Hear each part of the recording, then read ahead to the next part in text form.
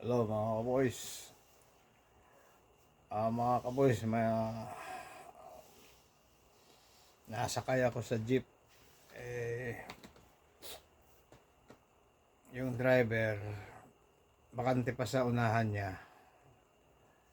May sumakay na mama. Kung makita niya ang galis, sumakay sa kanya, galis na galis yung nagnanaknak yung mga kamay. Oh my God! Nakita nung driver na galisin. Alam mo, yung upo niya, umurong siya eh. Umurong.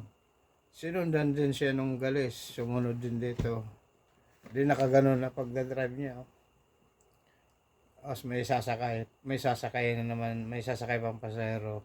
Sa unahan din gusto. Lalong masisiksik kung sa unahan. Sabi nung mamang driver, sa likod maluwag pa. Nakaganon na siya, nagmamaneo. Kasi iniiwasan niya yung galis. Nakaganon siya.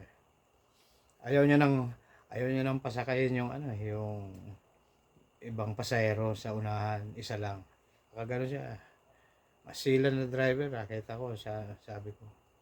Tinitingnan ko lang naman pero yung driver nakaganon na. Tapos nakita, bumubunot na ng pera yung galisin galing sa bulsa. Naabot sa kanya, bayad, nakita niya.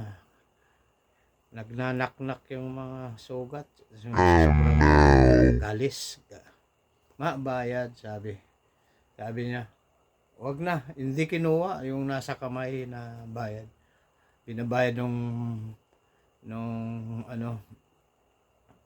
pasahero, bayad. Wag na. Hindi na yung driver, hindi na kinuha dahil hawak nga yung pera, nagalis siya, nagdudugo, nagnanaknak, kawawa naman. Ayaw, wag na, hindi na kinuha nung driver yung bayad. Salamat naman, sabi nung may galis. Salamat naman mamang driver. Okay lang. Basta nakagano na siya, naka-side na. Pagdadrive Eto na. Nagpumara na yung may galis. Diyan na lang ako sa tabi. O sige. Dali na iginilid nung driver. Diyan ako kayo. Diyan ako kayo. Opo. Sabi nung pasahero, mamang driver, inawakan dito yung driver. Ang bait-bait nyo naman. Thank you sa libre.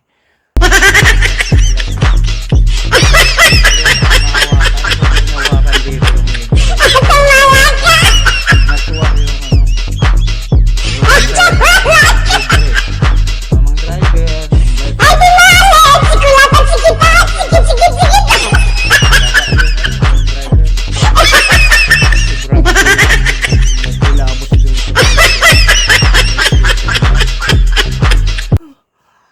Ayun.